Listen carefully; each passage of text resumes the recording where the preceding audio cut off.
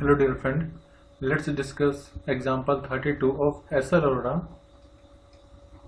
Chapter है work energy power. Question is a body of mass capital M. देखो एक body इसका मास M दिया हुआ है जिसकी value 9.8 kilogram with a small disc of mass 0.2 kilogram. अब यहाँ पर एक डिस्क रखी हुई है, इसका भी मास हमें गिवन है 0.2 kg की. Is placed on a horizontal surface AB. अभी ये रेस्ट पर है on a smooth horizontal plane. अभी जो प्लेन है ये भी रेस्ट पर है इनिशियली.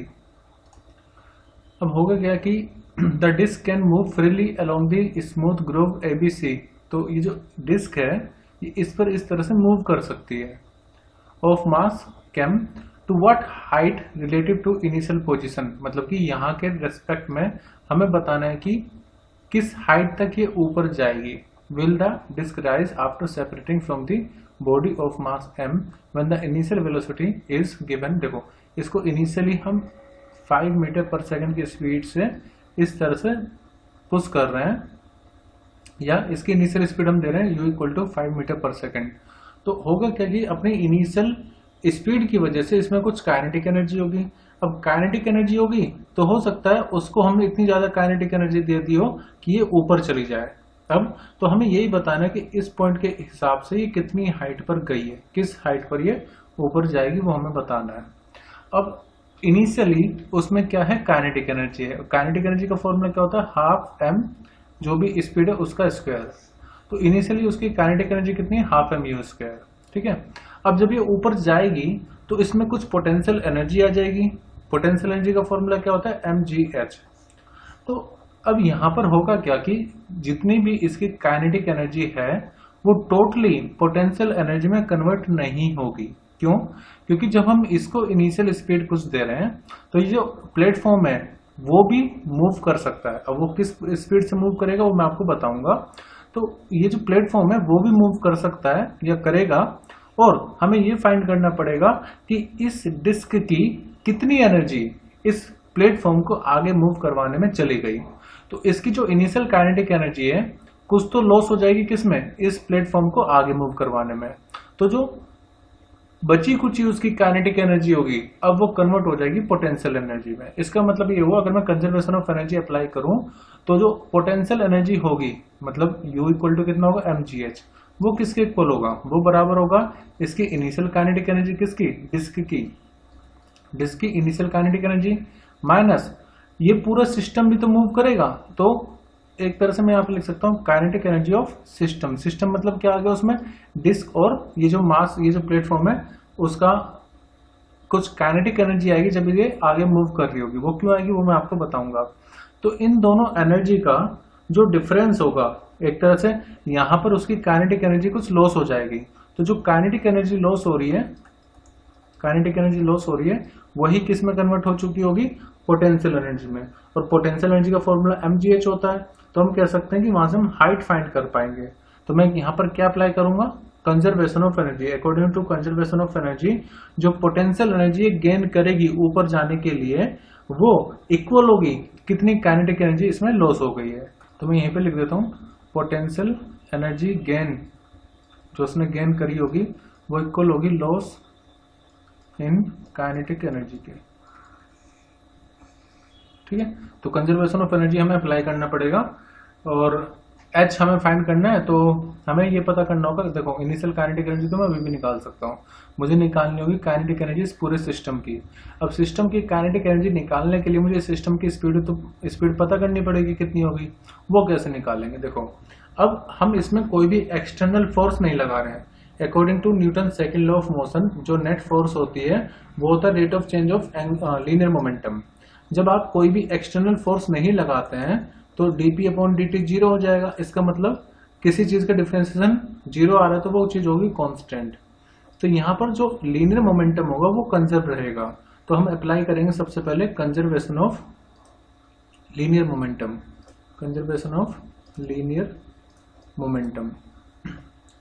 अब ये कैसे करेंगे, तो जो इनिशियल मोमेंटम होगा किसका, डिस्क का कुछ इनिशियल मोमेंटम होगा किसके बराबर, मैं उसको मान लेता हूँ pi. ये बराबर होगा मास इंटू में वेलोसिटी के.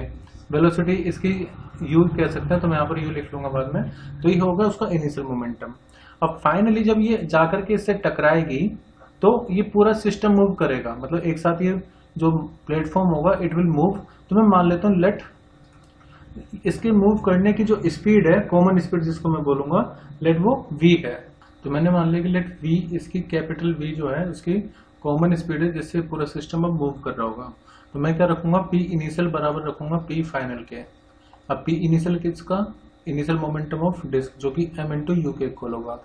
p फाइनल क्या होगा, देखो ये पूरा सिस्टम का मास हम लेंगे, यानी कि mass of platform plus mass of the disc into में जो कॉमन स्पीड जिससे मूव कर रहे होंगे वो v होगा।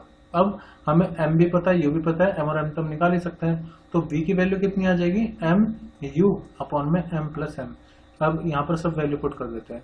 स्मॉल m मतलब मास ऑफ डिस्क कितना गिवन है हमें, मास ऑफ डिस्क से 0.2 kg, तो 0.2 इंटू में उसकी इनिशियल स्पीड कितनी दी थी हमने, 5 मीटर पर सेकेंड, अपॉन में मास ऑफ प्लेटफॉर्म जो कि है 9.8 और प्लस 0.2, तो नीचे तो आ जाएगा 10, तो 10 इंटू यहाँ पर आएगा 5 इंटू 0.2 मतलब 1।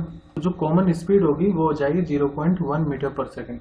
अब जो काइनेटिक एनर्जी होगी सिस्टम की वो मैं फाइंड कर पाऊंगा, और अगर वो पता चल गया तो हम लॉस फाइंड कर पाएंगे। तो अब मैं सीधा एक फॉर्मूला अप्लाई कर लेता हूँ। देखो फॉर्मूला में क्या अप्लाई कर रहा हूँ, potential energy gain equal to loss in kinetic energy. तो मैं यहाँ पर लिख देता हूँ due to conservation of energy. जो पोटेंशियल एनर्जी गेन कर रहा है वो बराबर होगा चेंज इन काइनेटिक एनर्जी मतलब लॉस इन काइनेटिक एनर्जी। भी कैंसिल मैंने यहाँ पे लिख दिया है। पोटेंशियल एनर्जी कितनी, mgh। Okay, kinetic energy change मतलब इनिशियल काइनेटिक एनर्जी मतलब काइनेटिक एनर्जी ऑफ डिस्क जो कि हाफ mv² के इक्वल होगी, minus kinetic energy of system जो कि होगा 1/2।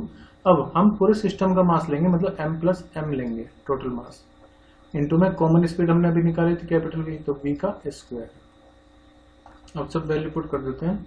यहाँ पर देखो mgh हमने लिया है, यह ध्यान रखना है, यहाँ पर मैंने टोटल मास नहीं लिया, यहाँ पर मैंने लिया है डिस्क का मास, क्योंकि डिस्क ऊपर जा रही है ना, तो डिस्क जब ऊपर जाएगी तो उसी की तो पोटेंशियल एनर्जी हम लेंगे, इसलिए यहाँ पर सिर्फ मैंने स्मॉल m लिया है। तो स्मॉल m की वैल्यू में पता, चलो मैं इसको बाद में निकालूंगा, पहले मैं लॉस निकाल लेता हूँ कितना होगा। mgh equal to half mass of disc यानी कि 0.2 है, मल्टीप्लाई में स्पीड कितनी है, ये स्पीड हम लेंगे किसकी, काइनेटिक एनर्जी डिस्क की निकाले तो डिस्क की स्पीड लेंगे जो कि 5 है, तो 5 का स्क्वायर आ जाएगा, माइनस m प्लस m। तो वही मैंने आपको बताया था यहाँ पर कितना आता है 9.8 प्लस 0.2 मतलब ये आ जाएगा 10, और हाफ भी यहाँ पर 1 इंटू में कॉमन स्पीड कितनी 0.1 है, तो 0.1 का स्क्वायर कर देंगे यहाँ पर, 0.1 का स्क्वायर। देखो फिजिक्स अप्लाई हो चुकी है, अब सिर्फ हमें मैथमेटिक्स करनी है। जब हम इसको सोल्व करेंगे तो 2 से 2 कैंसिल होगा, यहाँ पर 0.1 आएगा, 0.1 और यहाँ पर 5 5 से 25 की 0.1 में मल्टीप्लाई करेंगे, और यहाँ पर ये इसको इससे कैंसिल कर दो 5 और 5 इंटू 0.1 का स्क्वायर, कुल मिलाकर के ये टोटल सोल्व करके आएगा 2.45 जूल।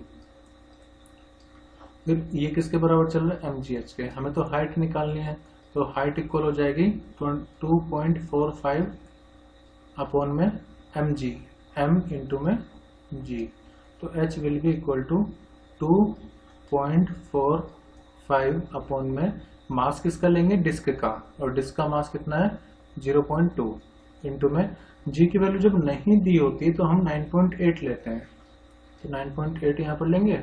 अब इसको हमें सोल्व करना, तो इसको सोल्व करके हाइट आएगी 1.25 मीटर, यानी कि इस हाइट तक वो ऊपर जाएगा।